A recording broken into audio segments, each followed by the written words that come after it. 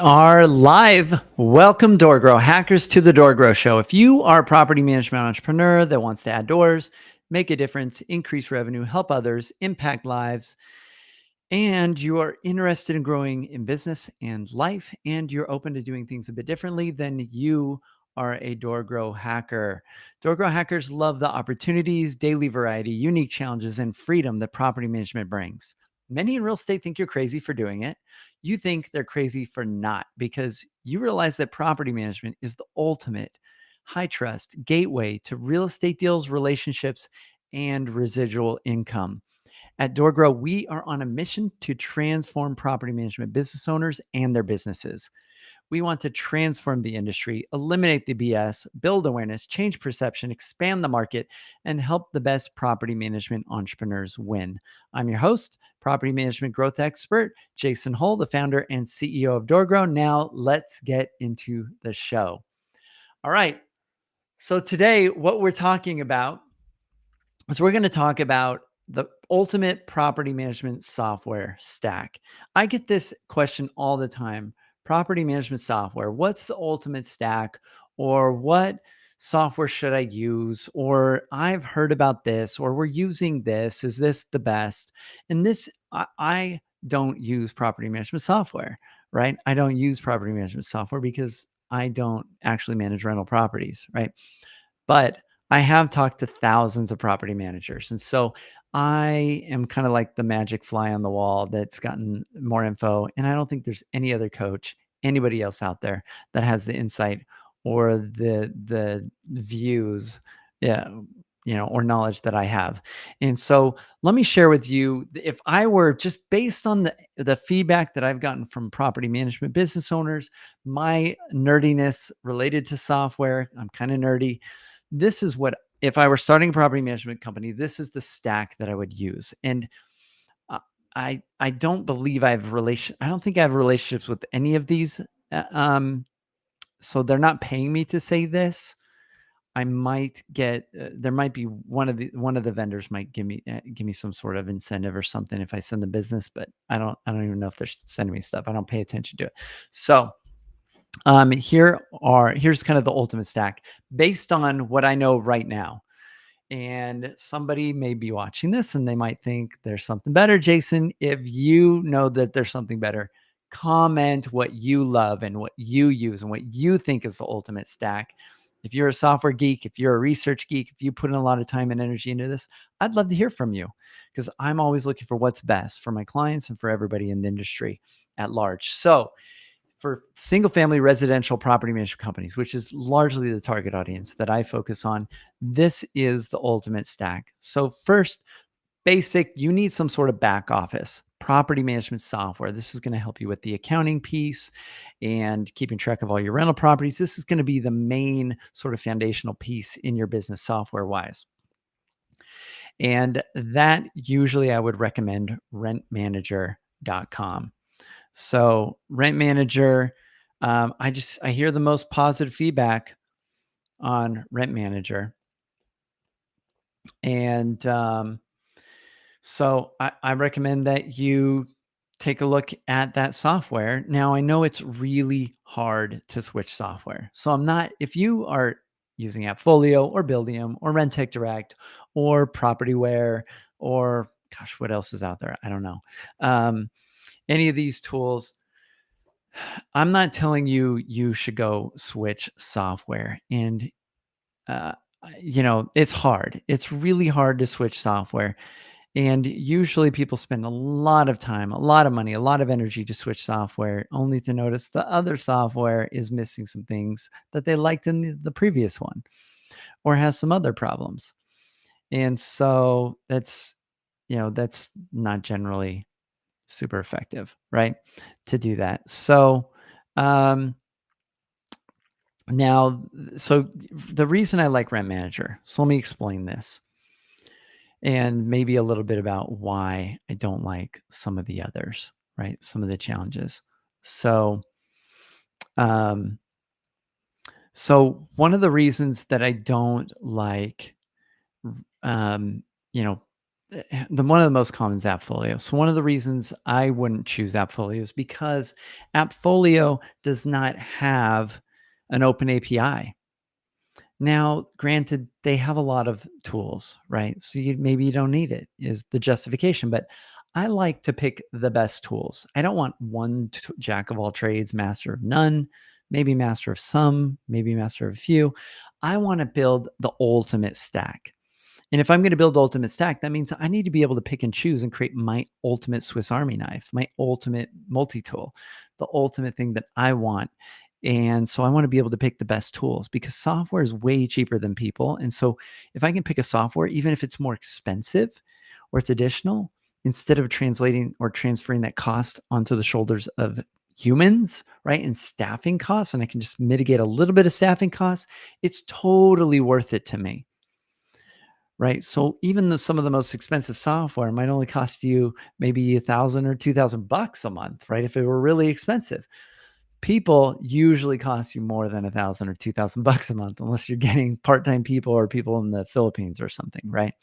So, um, and for those that are following along, that are like watching this live, I'll have a little picture here so you can see this. And, those that are listening, you don't really need to see this. I'm just writing out some of these things. So we've got rentmanager.com would be the PM software, the property management software.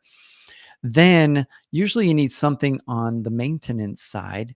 And this is usually maybe once you're at maybe 50 to maybe 150 doors, somewhere in that range. But at some point, you want some leverage when it comes to maintenance coordination. I hear great feedback from Property Meld. Now, these guys, I think I may actually, when I did a podcast episode with them, we set up some sort of thing. I think it's still active. It'll send them a lead. They might give me a kickback on it. I can't remember. Property Meld, if you're listening, you should be giving me a kickback for this still. But but I don't even pay attention to it.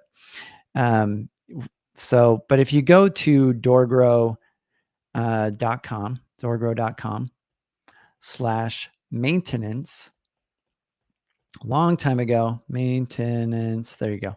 I set up a quiz. So if you go to this website, I set up a little quiz that you could take, and it will give you, I believe, a 10% discount if you fill that out with Property Meld. But Property Meld, what's really cool about Property Meld is basically it's a 3-way text message system between you, the tenant, and the vendor. And so this allows all three of you to be communicating, and it allows you to see the communication between the tenant and the vendor, which them communicating directly speeds things up like dramatically, right? And so, but there's that transparency that you can see how they're doing and see how it's going. So that's on the maintenance side. Now, with Property Meld, they have a relationship, I believe, still that if you get their full service, then that's pairing it with Easy, spelled E and then Z, which is a sort of a cute, clever name that they probably should rebrand, but Easy Repair Hotline. So I think I don't know if it's easyrepair.com or easyrepairhotline.com. Hopefully my team can figure that out when they do the show notes, but Easy Repair. And but if you talk to Property Meld and get their full service, I guess that's who they use and that's what's included. So Easy Repair is a call center service. It was founded by Andy Shin. He's been on the podcast before. He used to manage the call center for AAA, so he knows what he's doing. His team's based out of Vegas. And my understanding is they've really improved since he started the business, and they were a lot more affordable than night tenders, which became super tenders, which I think became a Bodia or something like that. So my understanding is that they're a lot more affordable and that they're comparable. They're pretty decent and pretty good at what they do, and that they made a lot of strides to get even better over time. So, so I would check out Easy Repair along with that, and they will basically, what they do is they handle the calls. So they handle your maintenance calls. And so then you'll have that for your maintenance calls. and that can be that's going to take a load off of your plate as well. So that's on the maintenance side. The other tool in my ultimate stack, if I were making a property management business, is I would get Tenant Turner. And that is just tenantturner.com. So you've got some competitors in this space. You've got Rently, you've got ShowMojo. I've heard good feedback recently on ShowMojo from some people. It seems like they do a pretty decent job. They've also got a call center where they'll field, I think, the phone calls, I don't know, related to the rental properties. But Tenant Turner is probably the tool that I would go with as of right now. I've met some of the principals at that business. I like them. I feel like they're stand-up guys and ethical. I believe I've had them on my podcast, but I like Tenant Turner, and that's probably what I would go with is Tenant Turner. So then that would be on the leasing side. So, and the smart thing to do on the leasing side, quick bone I'll throw out to everybody there, is to shift away from one-off showings to open houses. This is going to be significant in collapsing time there. It creates a sense of false scarcity, I guess. Lots of tenants coming at the same time. Do a 30-minute window. Just do it one weekday in the evening and one weekend day, and do it for a 30-minute window for each. And everybody that wants to see that property goes to that. And Tenant Turner can help make sure people are reminded. They show. It can pre-screen. Allows people to book that time and that sort of stuff. So I would go with Tenant Turner. Let me think if there's anything else I would use. I mean, this is kind of the core stack. You've got the main leasing side thing, which would be Tenant Turner, and then you've got the maintenance, which are the two big sort of wings of the property management business or challenges. And then you've got your PM back office, which would be rent manager. So that would be kind of the core of what I would do. Then you need some sort of inspection software. I don't get a lot of feedback on that, but I know there's Z Inspector I've heard good things about. There's Happy Inspector. There's Inspecting Cloud. So, and I'm sure all of those integrate with Rent Manager and probably all the other software out there. So I would pick one of those that I would take a look at those, and I would probably have some sort of inspection software as well. And that's going to be a pretty good stack for your business. Now, when you get beyond this, some of the other pieces are pieces that we would help you with, maybe at DoorGrow. But there's one other software here I would probably recommend as of right now. That would be a sales CRM, and that would be, as of right now, that would be Lead Simple. So Lead Simple is, as far as I know, the only property management sales CRM. There might be some others that can pull in leads and are okay, but the Lead Simple's claim to fame is that if a lead comes in through your web form or your website, it will initiate. You can set up to initiate. It'll parse the email, pull the phone number out, and initiate a phone call right away, because leads are really only good for about the first 5 minutes. Really, maybe the first 10, but you need to follow up within the first 5 minutes, and then people are impressed. The lead's still hot, it's fresh, and it's not gone stale, to give you some other analogies here. But you want to follow up right away, because otherwise they're going to move on to the next company, and the first property manager that they talk to or that talks to them is more likely to get the deal. So, and if you're spending money on lead generation, which I don't recommend, but if you're spending money on like advertising, which I don't recommend, there's better ways to grow your business. But if you're spending a bunch of money on advertising, you are wasting a massive amount of money into a leaky sales funnel if you don't have something like Lead Simple, or you aren't following up on leads within the first 5 to 10 minutes. So that can be effective as well. I send them so much business. They should be sending me some sort of kickback. So Lead Simple, if you hear this, you should be sending me some money, people, right? Because I send you a lot of business. All right. So, but yeah, I would check out Lead Simple. They have also a workflow software, built into their platform that's kind of I guess, a competitor to Process Street. Personally, I don't know Lead Simple's tool, so I can't recommend it, but internally we use Process Street. So I really like Process Street for processes. This is their website. It's process.st. I've had them on the podcast as well, but I really like Process Street. We use it internally. It's great for creating process documentation, but also for using as a checklist to run through that process. And it records an instance for each checklist every time somebody runs through that and uses that process. And so it's like having a clipboard with check boxes they have to go through each time they do that particular task. So um, except it's not a clipboard, it's digital. So I like Process Street a lot. You can get really complex with it, or you can get really simple. And so we use Process Street internally. Highly recommend it. I like it.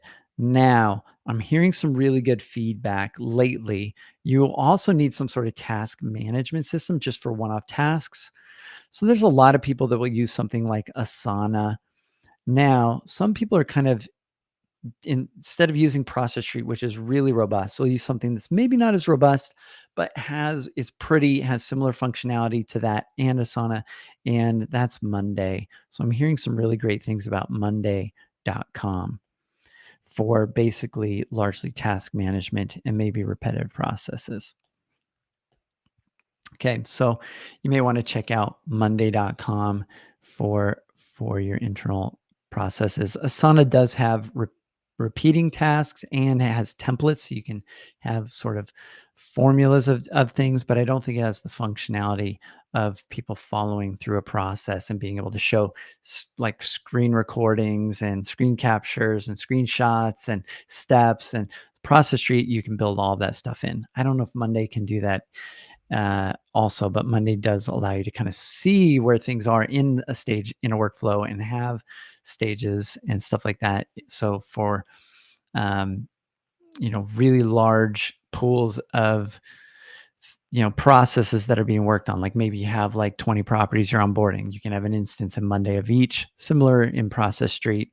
In Asana, you would just build out like clone templates probably. So these are some of the tools that I would be taking a look at seriously if I were to start a property management business. And now the other thing that I would recommend that a property management business is eventually, once you have a team, you're going to need some sort of planning system. And we've built what I believe is the ultimate software planning system. We call that DoorGrow OS. OS stands for operating system. So there's a lot of talk about like EOS, or which is from like Traction or Rocket Fuel, these books.